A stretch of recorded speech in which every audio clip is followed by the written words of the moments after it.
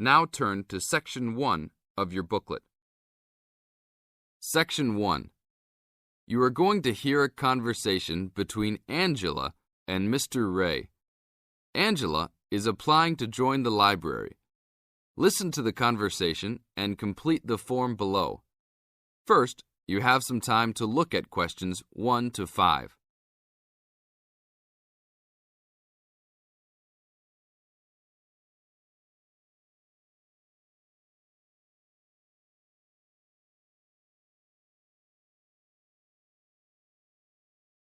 You will see there is an example which has been done for you. On this occasion only, the conversation relating to this will be played first. Hello, how can I join the library? Well, you need to make an application. Would you like to do it now? Yes, if I can. One moment and I'll get the form.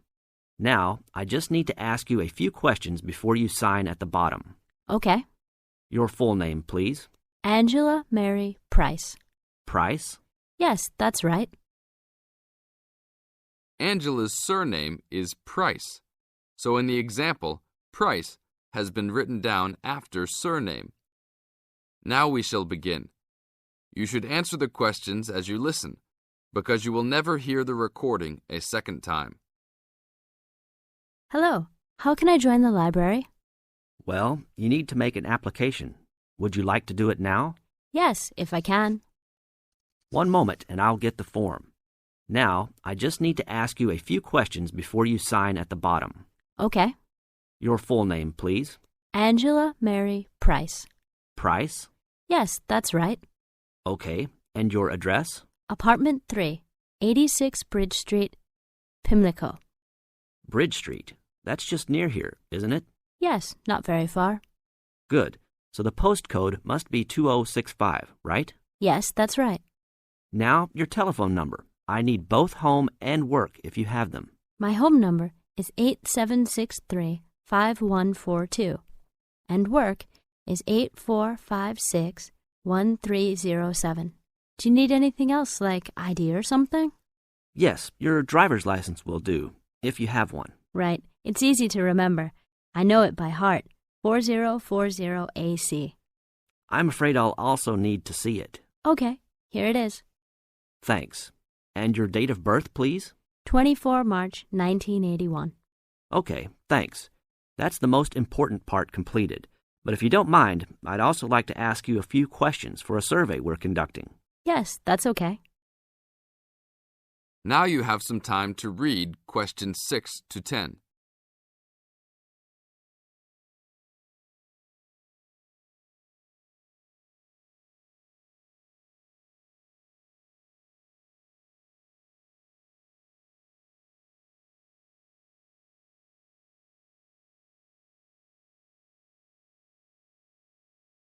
As the conversation continues, answer questions 6 to 10. What kind of books do you like to read? Here's a list to look at. Oh, it varies from time to time, but I always like to relax and learn about other countries I might visit one day. I don't like anything too heavy or serious, unless it's about animals or the environment. I'm not really into sport very much. Anything else? Well, I do like entertaining at home. You know, dinner parties. So I suppose you'll have something for me in that line. The pictures in those books always make me hungry, although they never seem to turn out exactly as they look in the books.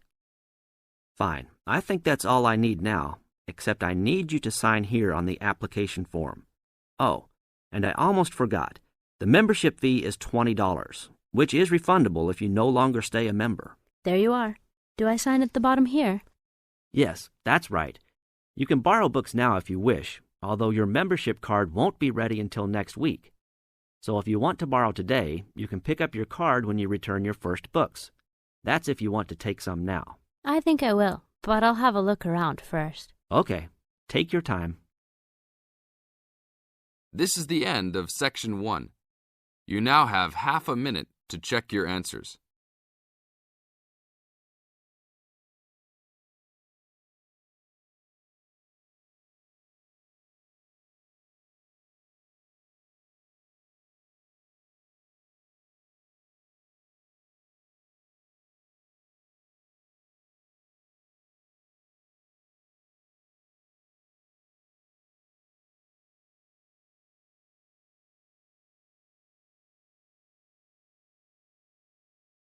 Now turn to Section 2. Section 2. You are going to hear a lecture about dining services. First, you have some time to look at questions 11 to 14.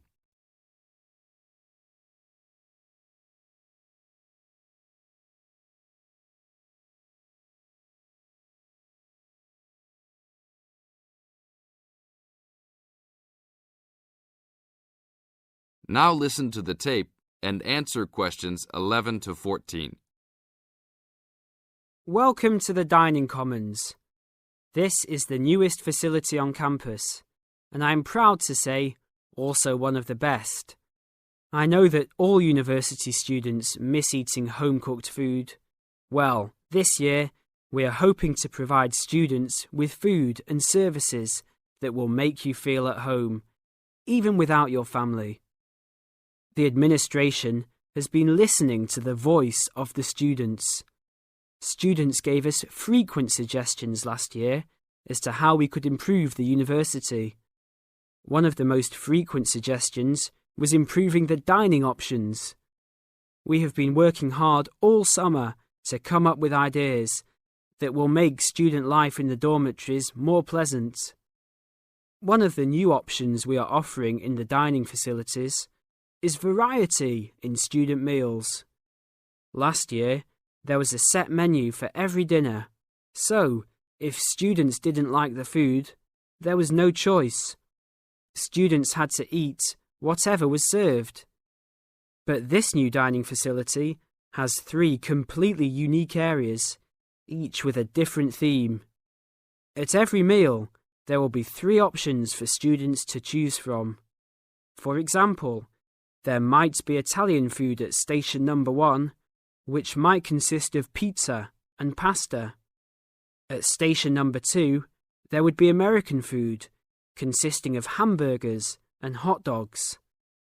At station number 3, there could be vegetarian soups and salads, accommodating all the vegetarians.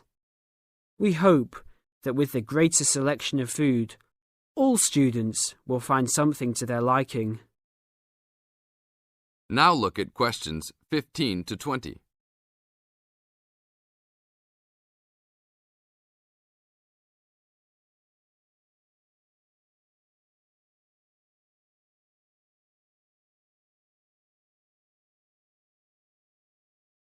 Now listen to the tape and answer questions 15 to 20. Not only will students have more options, the food will also be better. Each section of the facility will have a head chef. These are real chefs that have been trained in culinary school and have been hired specifically by the school to work in the dining facilities. All of the chefs have a speciality. The school is hoping that these chefs will prepare better tasting and more nutritious food. Every student will be able to make suggestions and also give their input as to which menus taste better. Last year, many students complained that the dining facilities didn't have very convenient hours. This year, we hope to change that. We will open for breakfast at 6 a.m. to accommodate all the early risers. In the evenings, we will open until midnight for all the students that like to go for a late-night snack. The afternoons will still remain closed, but we will have a student store open that will provide all students with drinks and fruit. The student store will be open every day from 2 p.m. to 5 p.m. Every student that has paid full tuition and dormitory fees has already paid for their dining facility fees. Students can eat at any time and in any amount for free. If you are a student that does not live in a dormitory, you can still purchase a dining facility card. This card will entitle you to the full services of the dining facility. This card is available only for students and is not open to the general public. If you are not a student and wish to dine here, you must purchase meals at the door. There are a few rules to follow. Even though we do not limit the amount of food that can be taken, we do not want students to waste food. Please do not take more than you can eat. Also, every student must clean his or her own trays and plates. We will provide plates and trays for student use, but please do not abuse these items. Please do not leave your plates on the tables. Your parents are not here to clean up after you anymore, so I hope all students will be responsible. Thank you for your attention and enjoy the upcoming year. This is the end of Section 2. You now have half a minute to check your answers.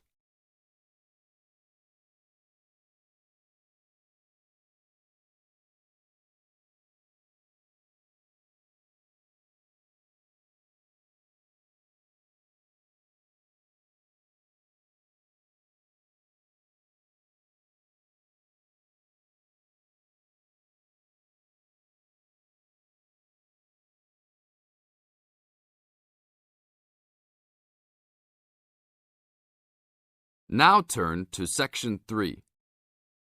Section 3. In this section, you are going to hear a conversation between Anne and Marcia. In the first part of this conversation, they are talking about the commands of training dogs. First, look at questions 21 to 25. Note the examples which have been done for you.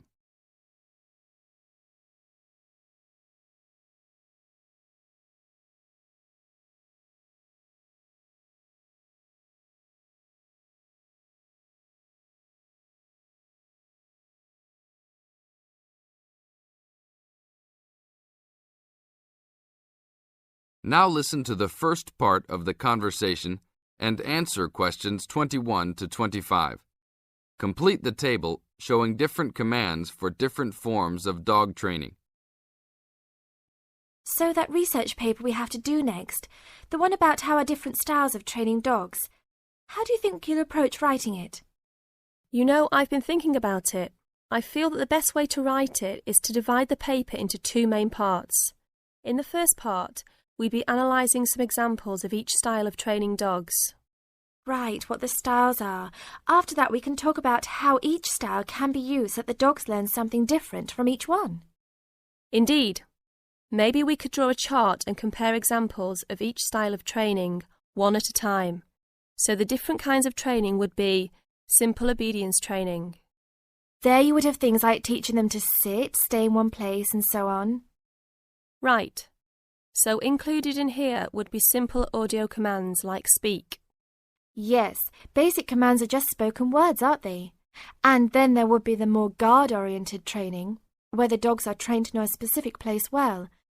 Patrolling and barking are probably the best examples, because most people have seen them in many places, especially in homes.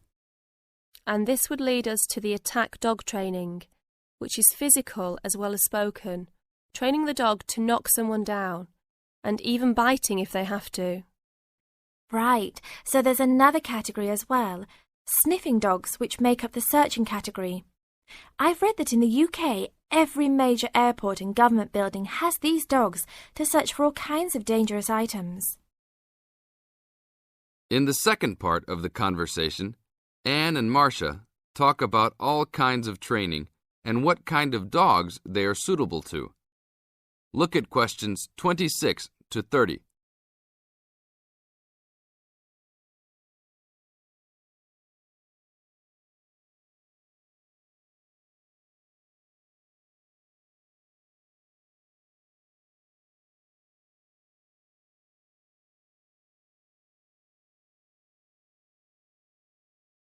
As you listen to the conversation, match A, B, C with the following forms of dog training. One has been done as an example for you. Listen carefully and answer questions 26 to 30. I can believe that. Well, we have a good list to build on. We're finally getting started now, so let's try to figure out when each type of dog training should be used. I guess we can start by trying to figure out the best situation for each type of dog training. What do you mean? What I mean is whether each type of training should be used with different kinds of dogs. We could use basic obedience training, for example, and ask whether it's more useful for a small dog, a medium-sized dog, and so on.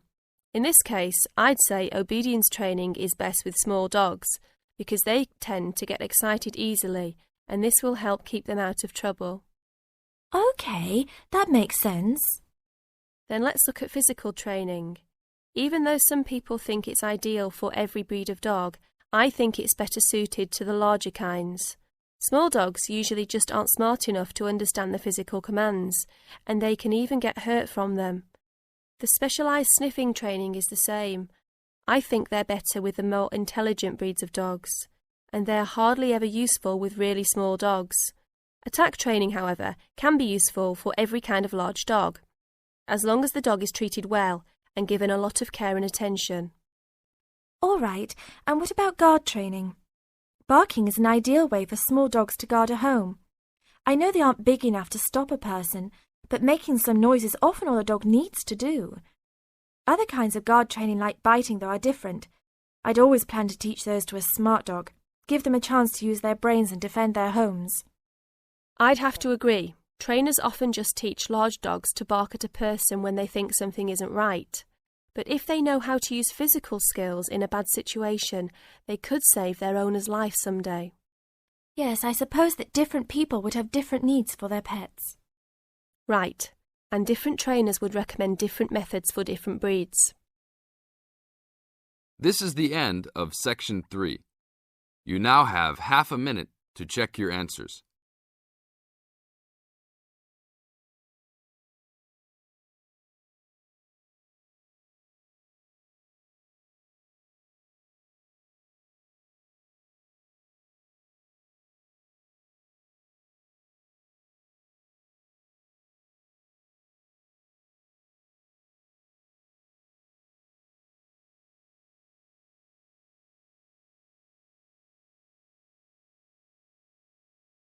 Now turn to Section 4.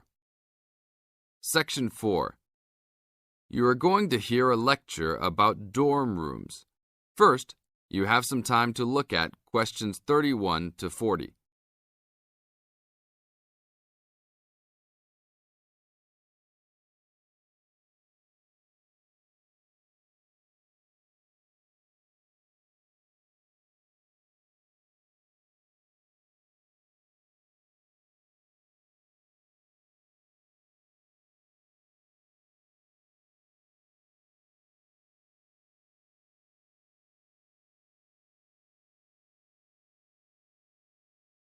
Now listen to the tape and answer questions 31 to 40. Welcome to your new home for the upcoming year. These dorm rooms are among the best in the nation and are the newest ones at this school. So I hope you will all learn to appreciate them and take good care of all the facilities here. I am Gina, and I will be residential advisor in this building for the year. Today I am going to tell you about some of the programs and facilities that are available to you. I will also be telling you the rules that everyone is expected to abide by. I will be asking you to give me your full attention for the next few minutes. I will first tell you about the facilities that are available to you. The dining facility is located on the first floor of the building. It is open 7 days a week from 7 a.m. to midnight.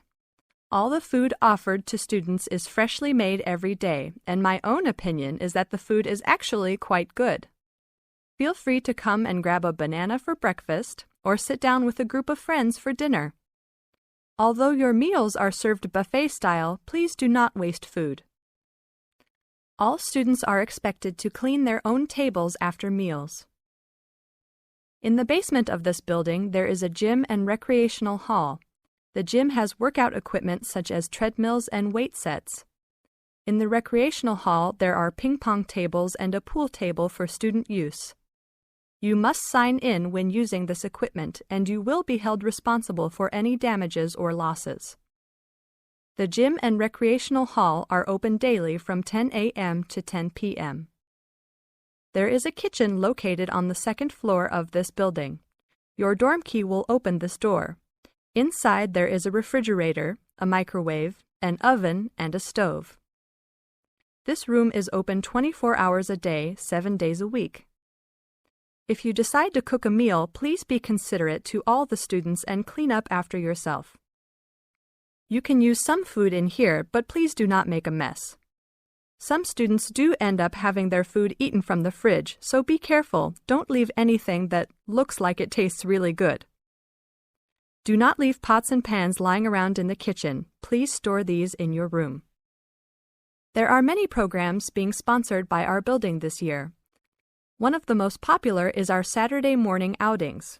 In the past years, these trips have included going fishing, hiking, cycling, ice skating, and even going to the beach. There will be a listing of scheduled events coming out soon. The university sponsors these trips, so transportation will be provided. However, there are usually some costs associated, though they are usually minimal.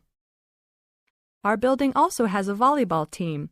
All students who live in this building are welcome to join. Last year we won first place in the dorm league. Please sign up at the front desk if you are interested as soon as possible, as there are only 20 spaces available based on a first-come, first-served rule. The last things I want to talk about are the rules of our building. I know rules can be boring, but they are necessary to ensure the welfare of everyone living here. First, noise levels must be kept to a minimum after 11 p.m.